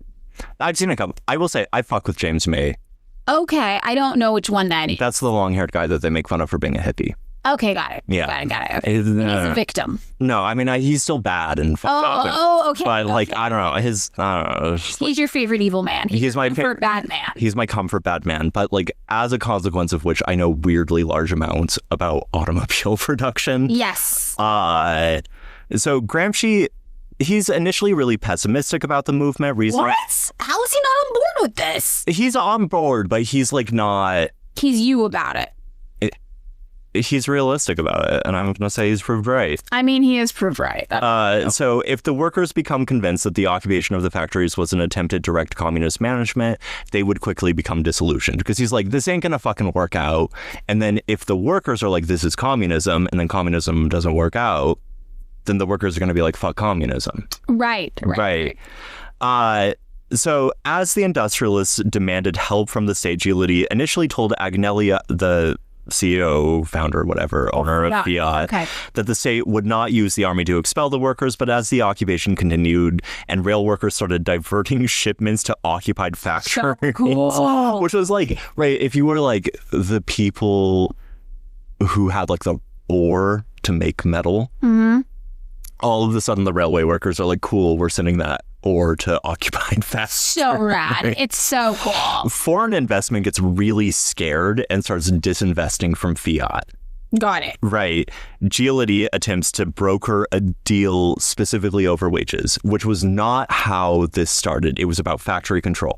Right. Right. But Giolitti's like, dude, if we just make it about wages, we can fucking end this. Interesting. Also, I do love that they're just making cars now. Yeah, but it's They just got this like army of cars. They're just like, yeah, cars. Yeah, that's what we do. We make cars. yeah. Just tons of cars. But I mean, they're like, we are a car factory. We're a car factory. I mean, it makes sense. It's like, yeah, they know how to make cars. They're making cars. So the unions are basically insisting that the occupations limit themselves to purely economic issues. So they're like, Giolitti has the right idea. Let's just go wages. Wages are the only fucking thing. Well, money talks, bullshit walks. What's your price? Yeah. Togliatti of the syndicalist faction within the PSI is pushing for a nationwide insurrection. So cool. The CGL responded by calling their bluff and offered to resign. How does the CGL? So like the CGL is like, fine, fuck it. You guys want to be worker cooperatives? We'll be worker cooperatives. But here's the thing: is that like this is still limited only to Turin and like the Piedmont, like northern Italy, Right. Right. So the PSI backs down, and the National Council votes on whether or not to extend the occupation in an attempt to force the capitalists to accept workers' control. Obviously, the PSI is like, nah. Right. So they voted down. Gramsci, for his part, took two lessons from the occupations. First, that the PSI did not have the backbone to stand with the industrialists, and that an actual communist party was necessary to meet the demands of workers' militancy. And second, that the workers' councils could, in fact, serve the role of Soviets. Agnelli, I agree with both of these. yeah, this is why like Gramsci is such a useful case in like understanding theory. Right, like Yes. Harry Anderson calls the Prison Notebooks the greatest work that Marxism produced in the 20th century for a reason. Also, I will say, at our own workplace, because I was an anarcho-syndicalist in my teenage years, the workplace organization is structured a lot around syndicalist ideas. However, it also showed me pretty quickly the shortcomings of syndicalism without, like, more support, basically more infrastructure on a larger level. And that's like exactly what Gramsci's talking about here. Gramsci's like, you need an actual communist party that is available to meet the demands of the workers. And the workers' councils, though, can emerge as an organizing body. They can work, but they need this larger structure basically to support them. And that is like such like a moment in terms of my own political like understanding of what I came to realize, you know, all these. So, okay, so just to recap, just what's happening is like by mid-September, the factory councils have control over all of the factories within Turin and like most of northern Italy. But everyone kind of understands that they will run out of steam if they do not get national support from the PSI and the CGL. Right. Which is the only kind of real supportive body options, but are pretty reformist or milquetoast. And like, right, like the idea is like to take the factory council movement national and to like do factory councils throughout all of Italy. Right. The PSI and the CGL are like, nah, fuck it. But they also are trying like, fine, yeah, we'll resign from like supporting the workers and you guys can just do factory councils in Turin. But the workers are like, dude, that dooms us. That makes us an island. Right. Right. So Agnelli at Fiat, for his part, does this move that's kind of surprising, and he offers on the 18th of September to resign as head of Fiat. Cool. This is fucked up. Is it? Because think about it, right? Like finance capital is involved in shares of Fiat. And with that, Agnelli... Oh, they're all going to flee. They're all going to flee. They're going to divest. So that's the thing. It's like you're making cars, but like who's buying the cars? Who's financing the who's like buying the debt for the factories to continue to have production? Right. Right. And so it's intended to force the councils and the PSI to reckon with the fact that they were unable to run the whole of Fiat as a corporation. right? They were able to run the factories. They weren't able to run fiat. Right. But that has to do with the larger structure that exists outside of the walls of the fiat factory that you don't have so much control over. So he's angling for a buyout when the share price of fiat had fallen from about 376 lira to about 182. Wow. So basically half. Yeah. A little more than this half. is why you can't do... Yeah, this is why you need national support for these types of movements. Togliatti, Or, national, quote unquote. like you need You need the support of the larger governing body under which you exist. That also has to be worker run and worker controlled. Yeah. You can't just be worker co-ops in an island and expect that to change everything. Togliatti reasons, probably correctly, that if the workers had agreed to Agnelli's offer, Fiat would have gone bankrupt within a year. Got it. Gramsci was warning, meanwhile, that any offer of help from the state would compromise the autonomy of the workers' councils. So the Giolitti government was like, maybe we take over the whole fucking operation. Okay. Right. But they're not like a dictatorship of the proletariat. Yeah, but the thing is this is causing like a fucking financial crisis in Italy at the time. Right. Right. So over the next year, even after the occupation, so the occupations only last a month. Got it. Cool month, though. Cool fucking month. Cool month. There are a number of failed schemes to set up workers' cooperatives following the same model. Both Gramsci and Togliatti reasoned that relying on the Giolitti government involved a devil's bargain in which the entire industrialized North would be absorbed into the bourgeois state. Yes, agree. Right. Giolitti, at this point, sends 50,000 soldiers to Turin. He figures out how to fucking do it. The trains are working in his favor again. And then running on time. Yeah. Preamble, or what is it? Like foreshadowing? Yeah. To oust the occupation, the PSI responds by calling on the workers to leave the factories. Oh, God. Okay. They get no support. No support. Nobody is supporting these people, and they are doing amazing things at this time. Yeah. Agnelli made a show of resigning from the board of Fiat on October 3rd, and in order to basically underline his indispensability to shareholders, which left workers at Fiat asking for him to come back. Wow. So shareholders met at the end of the month, they refused to accept Agnelli's resignation. Even workers started pleading for his return, and when he did come back in November, he started the process of completely dismantling the council system within his factories. Wow. So why did the workers say he needed to come back? Just because the finance element? Yeah, because they were like, dude, our fucking jobs are... we're fucked. Okay, got it. Right. So this is not the way. We're learning how to not stage a revolution. Yeah. As early as mid-October, a recession takes hold and unemployment numbers start soaring. The factory councils are further weakened because basically the factory councils relied on the idea of generalized, nearly full employment. Yeah. To have workers control. Which is, to me, also, this is an argument in favor of vanguardism. So the second you get high unemployment, the screws get turned. Yep. And workers go, right. Fuck, I guess. That's why you need a government system that ensures full employment. Yeah. So at a meeting of the FIOM, the issue gets brought to referendum and the councils are reformulated where they are symbolically retained, but in practice completely subsumed under the elected representatives of the union. As unemployment worsens by the end of 1920, the principal goal of the now subordinated councils was to prevent firings. The test of their ability to do so came at the end of 1921 when Agnelli announced the firing of 1,300 workers. The actual firings were more modest, with 500 let go and reduced hours and wages for workers. At Michelin, 900 people were fired and hours reduced there as well. Fiat presented the internal conditions with a hard bargain: either greatly reduce hours or the workers agreed to work on munitions to be used against the Soviet Union. What do they fucking do? I mean, do they do the munitions? Yeah. So the union officials eventually buckled over the objections of the rank and file. So the rank and file are like, nah, we'll fucking starve. But the union is like, we're not doing this. We're not fucking doing this. Okay, got it. So there, at the same time, this right-wing reaction starts taking hold, and current and ex-members of the military under Mussolini's direction began firebombing union offices and murdering union members. Whoa. Okay, so this escalates quickly.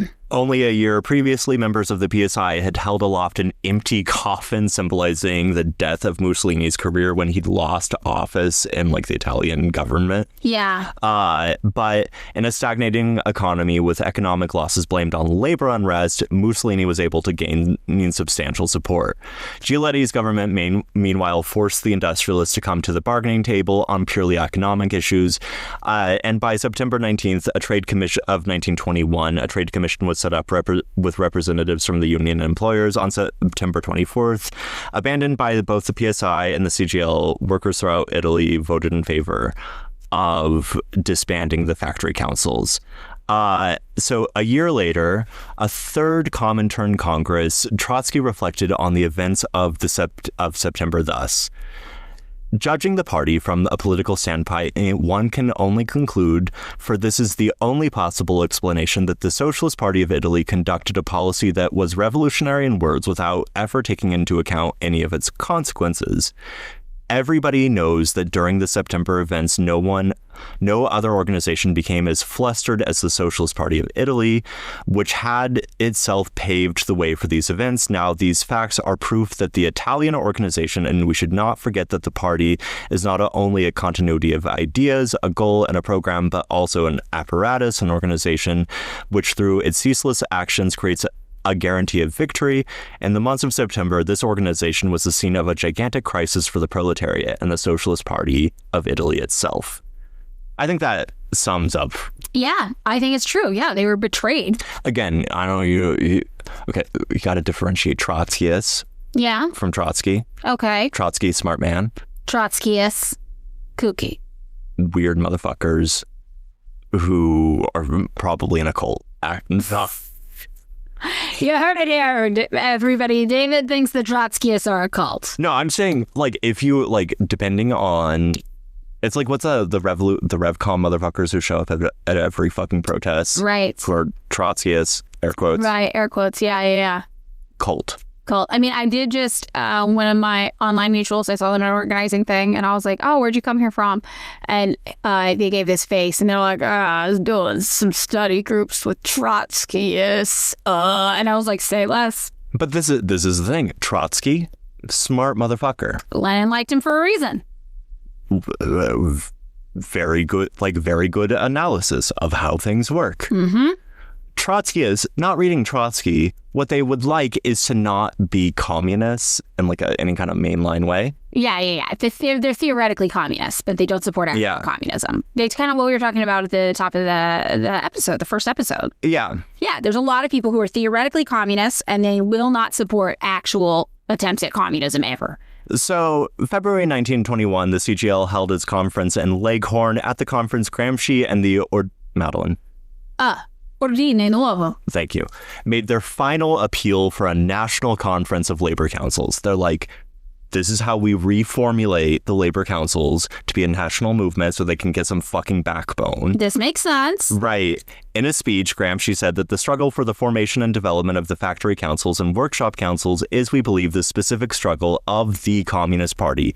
It must put the party in a position to graft itself directly onto the centralized working class organization, an organization that must be superior to all existing ones, and that must be recognized by the masses as the only competent one authorized to issue orders for general actions. The CGL tabled any discussion. They didn't even vote on it. They were just like, nah, fuck it.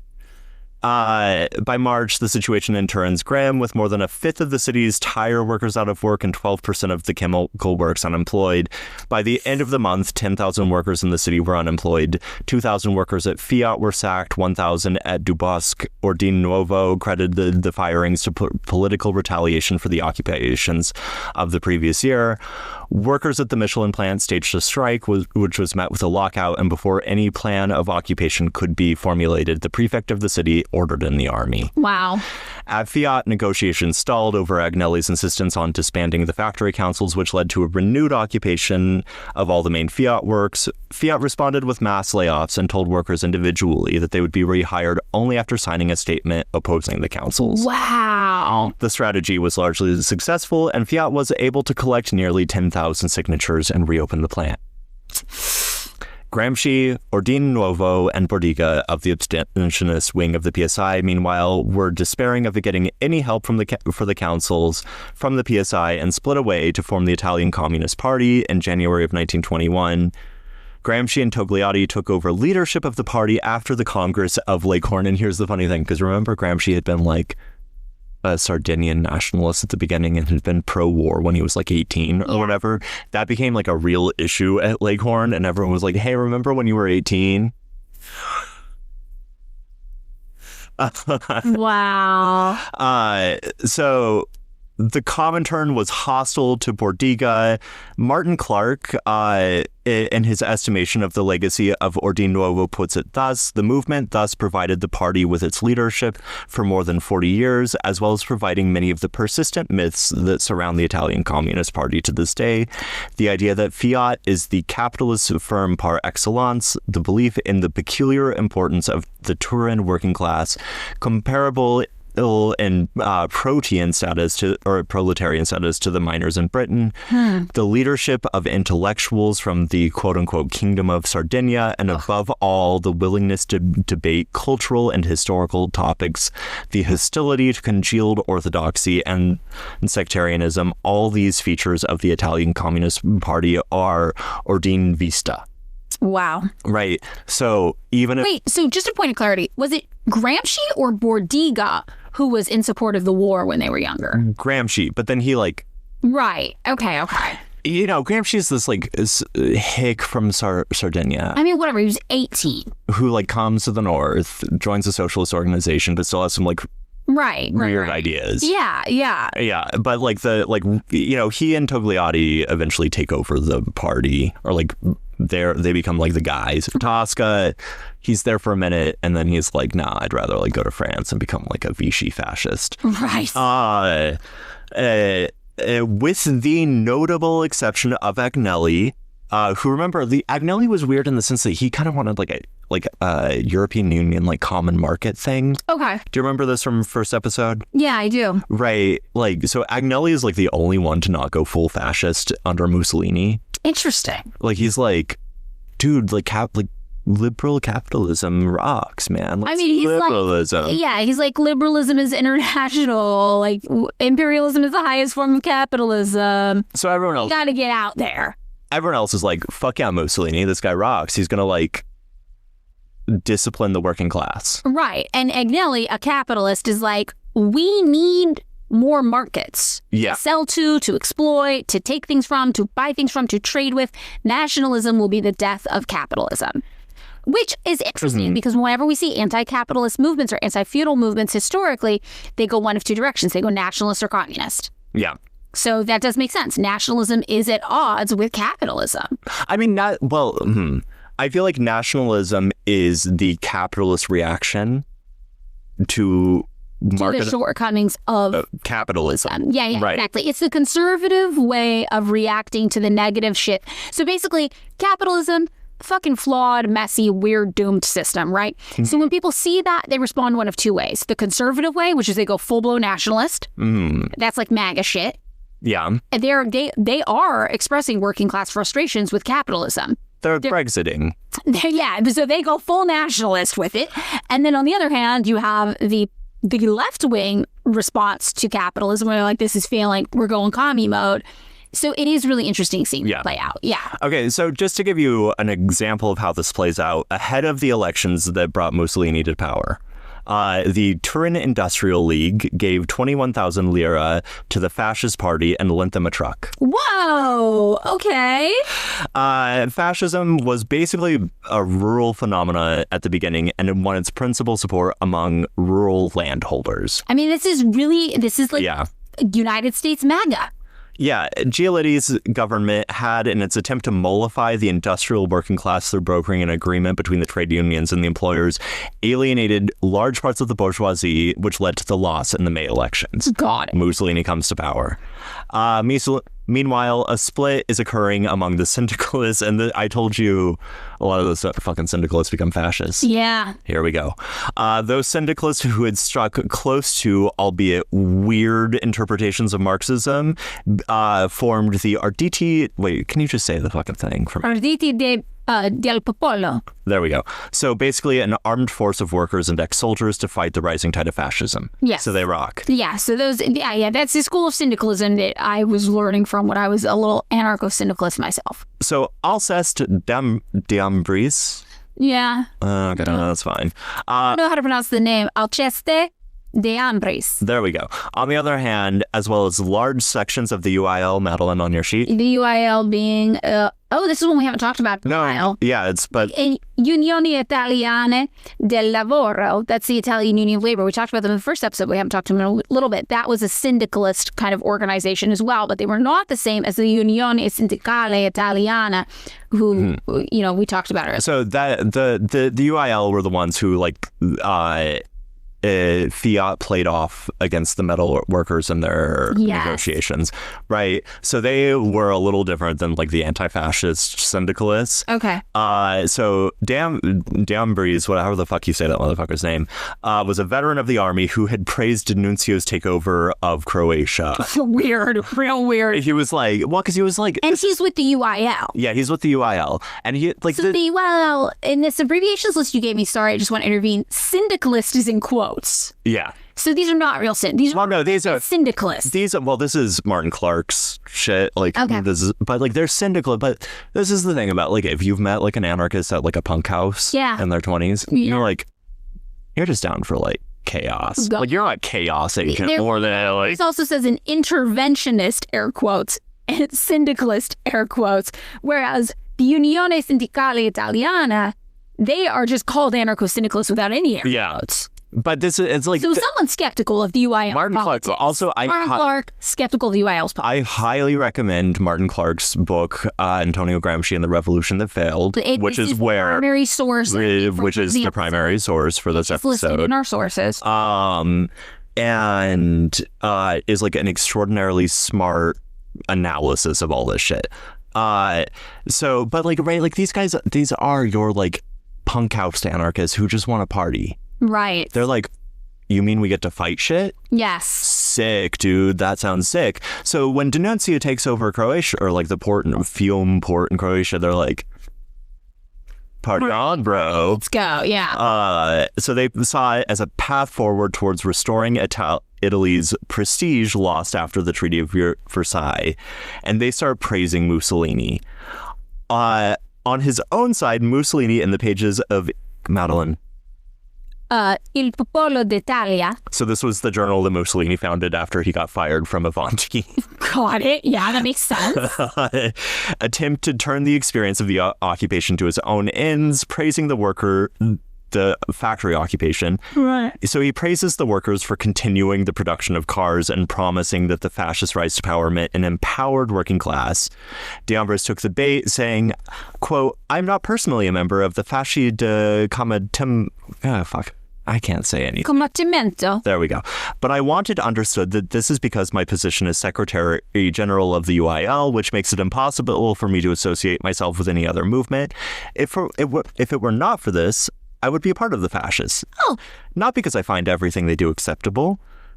Maybe bombing union offices is not his thing. Yeah. But because, with all their faults, they represent today the only Italian political movement that efficiently and energetically contrasts the incapacity of the ruling classes and the demagogy of the socialist materialists." Wow. Okay. Within a month of Ambris's statement, the UIL manifesto began parroting the fascist line. He's like, "Oh no, I'm stuck with the UIL. I can't be a fascist. We'll make the UIL fascist." Yeah. So on October 22nd of 1922, Mussolini assumes the role of prime minister and leads a march on Rome.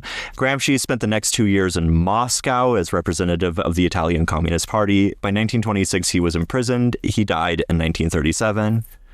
While there, he completed what later became his prison notebooks. And I figured it might be worthwhile to read just like a section. Let's do it. I think that's great.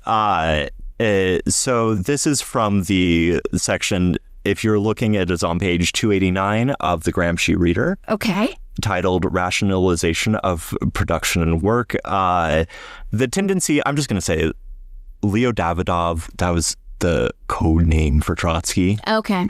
The tendency represented by Trotsky was closely connected to a series of problems, a fact which does not seem to me to have been fully brought out in its essential content from this point of view, consisting of the over-resolute and therefore not rationalized will to give supremacy in national life to industry and industrial methods, to accelerate through coercion imposed from the outside the growth of discipline and order in production, and to adapt customs to the necessities of work. Given the general way in which all the problems connected with this tendency were conceived, it was destined necessarily to end up in a form of Bonapartism. So the reason I wanted to talk about this is like, I started this by saying that Gramsci was turning productivism on its head. Right. And like the idea is that he's saying like the productivism, like the idea that like productivism produces ideology, or like that like the conditions of the factory produce the ideology, needs to be turned on its head by workers' control. Does that make sense? Okay. Yeah. I don't know.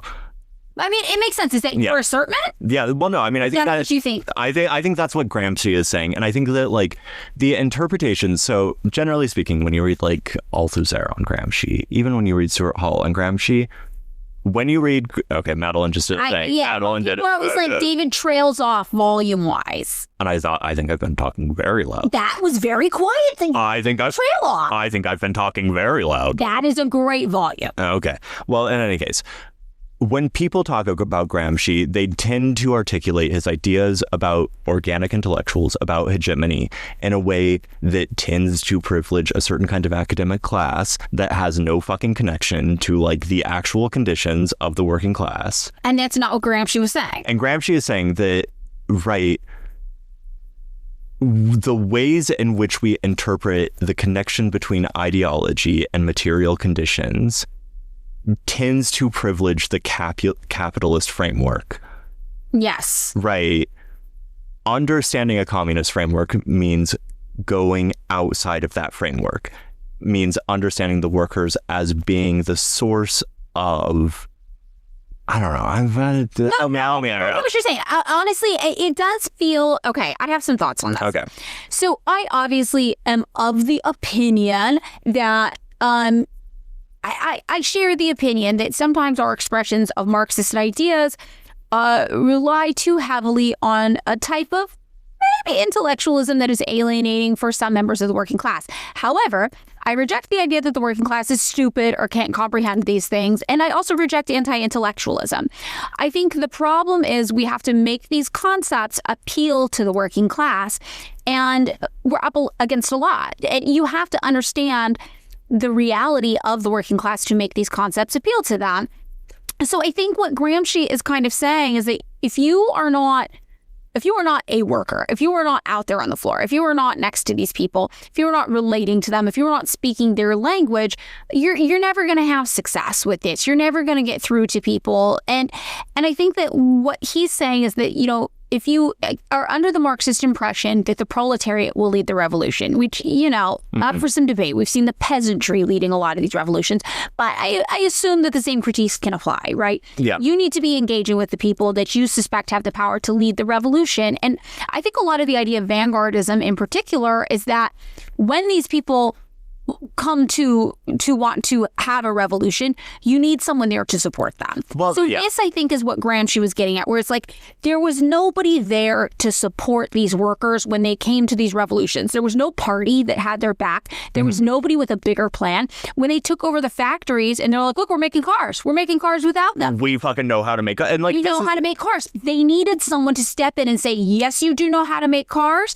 And look, now we are ready to overthrow the whole system of government that your car making overthrow existed in. Like, yeah. And nobody was there for that. And he's saying that, like, right, like the sort of like ideological, like an organic intellectual of the working class is someone who understands the production methods inside and out of capitalism. Yes. Right.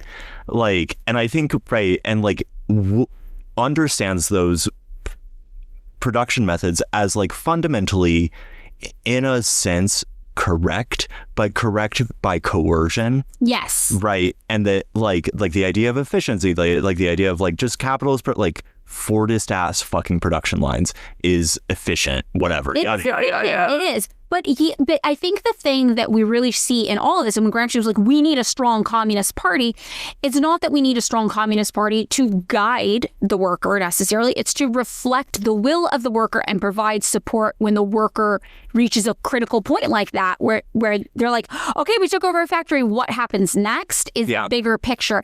And the workers might not even know that they need a what happens next. And that's where I think this dovetails into vanguardism. You need a communist party in place. It's like, we know what happens next. We'll take it from here. We're going to support you guys. We're going to work to mobilize this. We're going to work on all these things that happen outside of your factory to make sure your factory can keep running without capitalism. And it's basically like, you need a fucking accountant.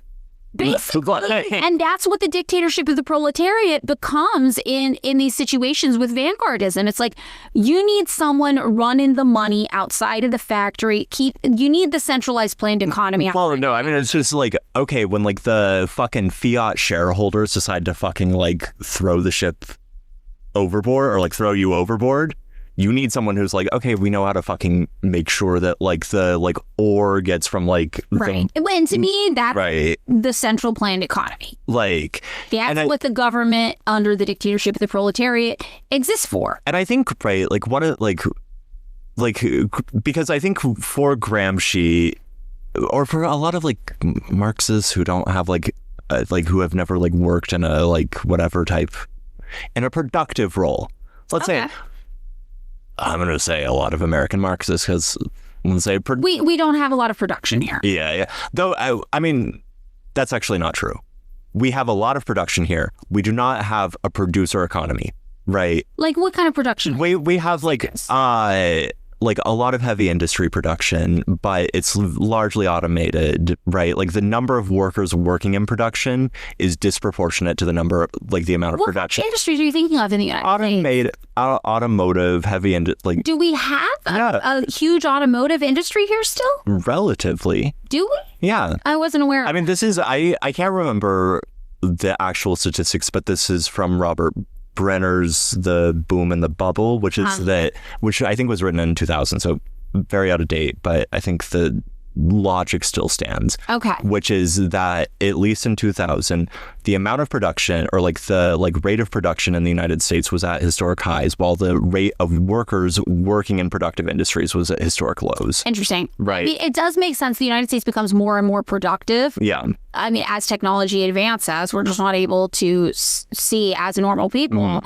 the benefits of that. I mean, in fashion, I can tell you there is a lot of fashion work here. Yeah, people are sweatshops. making clothes, but they are sweatshops. They are heavily rely on exploited immigrant labor. They heavily rely on trafficked people. They heavily rely on people in prisons. Yeah. So there, I do know that there is apparel production here, and I could see something like this happening in downtown LA.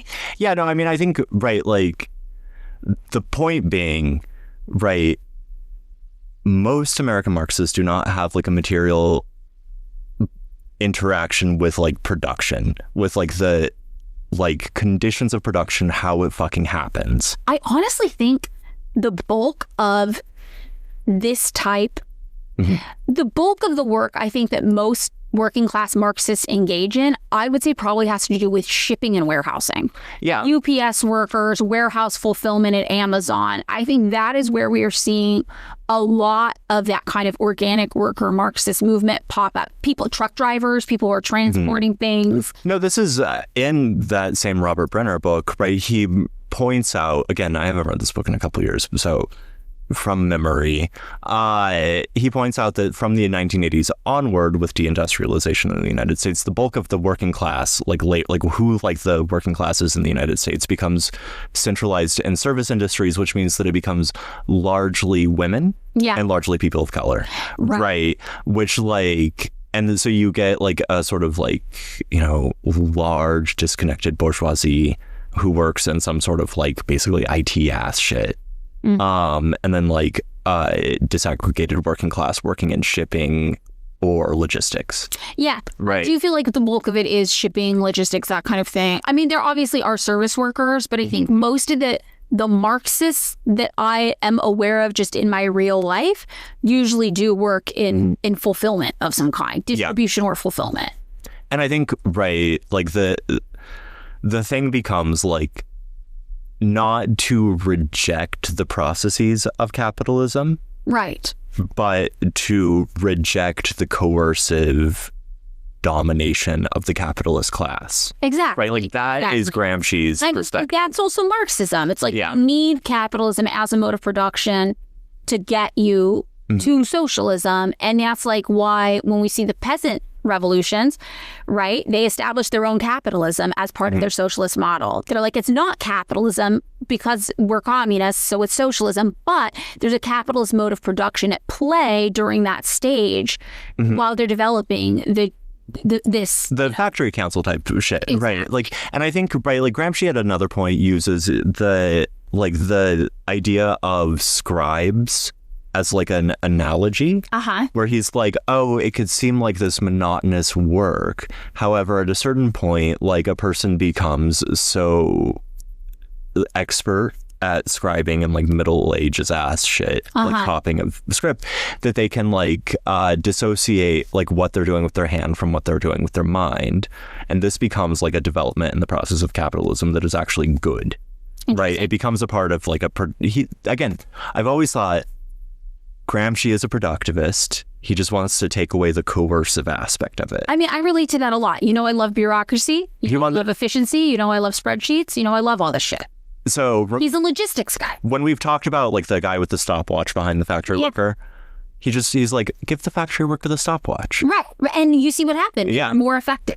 35 cars as opposed to 25 cars. Exactly. Yeah. And I think that's, I think that is my entire outlook basically on it. So I don't know. I think this is a really good and interesting episode. I hadn't learned much about the history of Italian communism before. And, so the 2 red years get followed by the 2 black years, the years of fascist reaction in which like black shirts firebomb and murder and like the actual syndicalists and communists in large numbers. I will say that in the middle of World War II, the communists have their own again, and during an attempt to force the fascists to accept daylight savings time, everyone goes on strike again in the middle of fascism, and it's very funny. That is really funny. I mean, I think it's important for us to remember here in the United States, like something we can learn from that, I think, is the distinction between the reactions against capitalism when we get out of that. How it does seem to be this divide between the conservative reaction, which is to go fascist, or the left-wing reaction, which is to go communist. And I think, right, like we are at it becomes hard in the case of the Biennio Rosso to disambiguate between those two things. Because the syndicalists became fascists? Well, because you even like some of the fucking PSI guys like Tosca become like Vichy. Right. Right. But also, I mean, fascism, we hadn't had the learning experience from it yet. They were taken in by the pretty language of it. They were taken in by the nationalist element. It's like some of these things are historical learning experiences you need to go through. But like now in the United States, like you don't have an excuse. Like here are your options. Here's how it plays out. You do liberal capitalism, neoliberal capitalism, whatever, liberal capitalism. That's what we got. And if you are rejecting that, you're either going to go a weird nationalist route that's probably fascist, or you're going to go commie. And remember, so first episode, we talked about how one of like Gramsci's sort of like formative influences was Croce. Yeah. The idealist guy. And Croce had distinguished between like liberalism as like civil libertarianism and liberalism as liberal economic policy, like liberal capitalism. But they go hand in hand. They go, but like, like the idea, I think sometimes people do a thing where they're like, cool, we get to like get rid of like discursive freedom. I mean, yeah, I think that the thing, okay, so I always think about liberalism as you have the freedom to do anything you want, including exploit people. And I think the inherent contradiction of liberalism is where does your freedom to exploit me end and my freedom to not be exploited by you begin? And that's like why liberalism and capitalism is inherently contradicting, like the quote unquote civil liberties or whatever, you know, that are granted under that. So I think that's like a really interesting thing. And I think that's where a lot of people get hung up, you know? Wait, okay, this is something that I've been, because I've like, Madeline would fucking hate if I tried to do this as an episode. What is it? I've wanted to call it White Chicks. Okay, what is it about? Modernity is like the production of white women. Okay. Specifically Jane Austen. Okay. You know who's my favorite novel? I know you love. I love Jane Austen. I don't understand what. But no, okay. So here's the basic premise. Okay, elevator pitch me. So Virginia Woolf in her essay about Jane Austen said that in all of Jane Austen's novels, you can hear the laughter of a group of intimate women talking to one another. Okay. Right. What she is talking about is a form that is usually called free indirect discourse. It was noticed first by Gustave Flaubert in Jane Austen's novels. Also Goethe, but fuck that guy. Oh. He's German. We don't like him. Okay, all right. No, I don't care, actually. I like Meister Wilhelm well enough. But he's not important to this, right? Free indirect discourse is the idea that an omniscient narrator is talking to you as if in a conversation and commenting on the internal, like, you know, ideas of the characters in a way that makes you feel like the omniscient narrator's friend. Yes. Right. So the wealthy man must always yada, yada, yada, like the Pride and Prejudice shit. That's free indirect discourse. Mm-hmm. That becomes the laughter of women, like talking to one another. The idea that a novel is like a woman telling you a story intimately. Okay. Right. In Habermas's what yada yada yada of the private sphere or of the public sphere. I don't know. What is it? The Habermas book about the public thing. It's on your fucking bookshelf in your bedroom. Oh, okay. Let me look. I think it's just. Oh, yeah.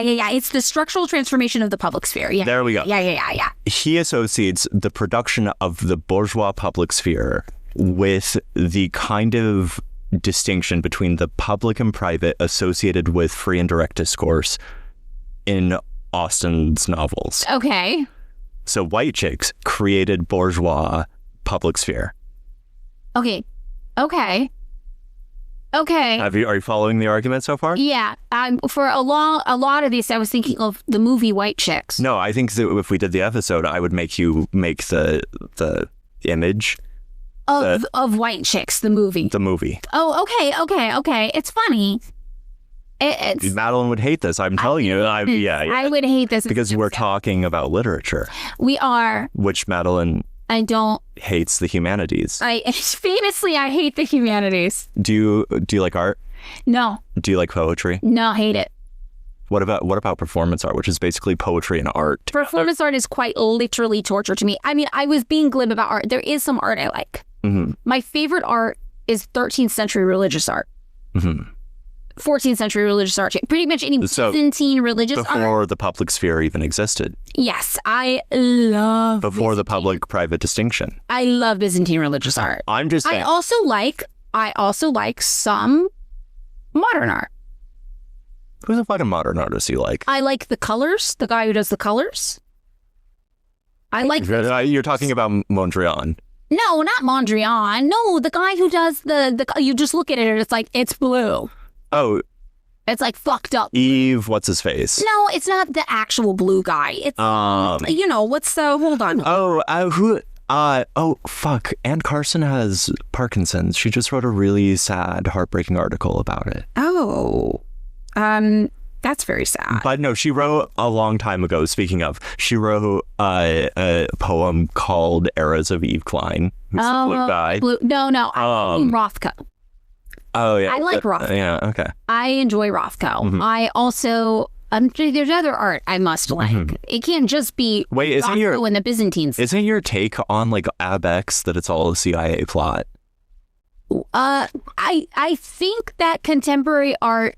I mean, I know that we have a whole podcast episode about it. Yes, I know. I wish I find all a CIA plot, but the abstract expressionism was funded by the CIA, but it was on a long leash program. The artists doing it didn't know they were being paid by the CIA, probably. It's like whenever you talk about it, I just imagine that there's like James Jesus Angleton is just like sitting in a corner in Jackson Pollock's studio, with like a martini in hand. Yes. Being like, that Kim Philby guy tried to fuck me once, and I almost went for it. Just put the paint splatter, just like a little.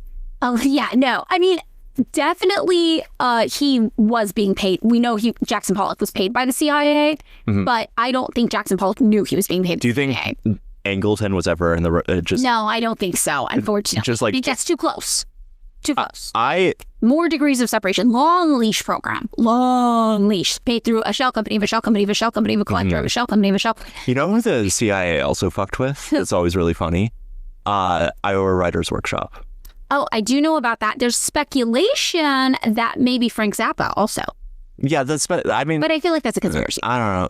I haven't confirmed it. The Iowa Writers Workshop thing is confirmed. Yes. And like the one article I read about it, makes this slightly associated. I just read the American Trilogy by Dos Passos, which is like, what if Dickens were an experimental novelist in 1930s? Okay. It's kind of good. Is it good? It's good. It's good.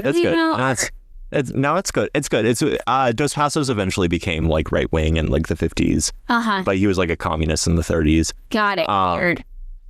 Happened to a lot of guys. So, we have one of those right now, right? You might not know about this because you're not online. There's a MAGA communist party right now that's getting a lot of visibility. They're called the ACP, the American Communist Party. I know. This is the thing. You know me. Yeah. I don't think there are organs of the working class, which I don't think is has any kind of social identity as a thing. Yeah. Right? It's I'm a nurse, I'm a shipping guy, I'm a yada yada yada. That are capable of affecting any kind of revolutionary agenda. Okay, well, we disagree. I think there are a few. I think there are two. I think we have two in the United States that have potential.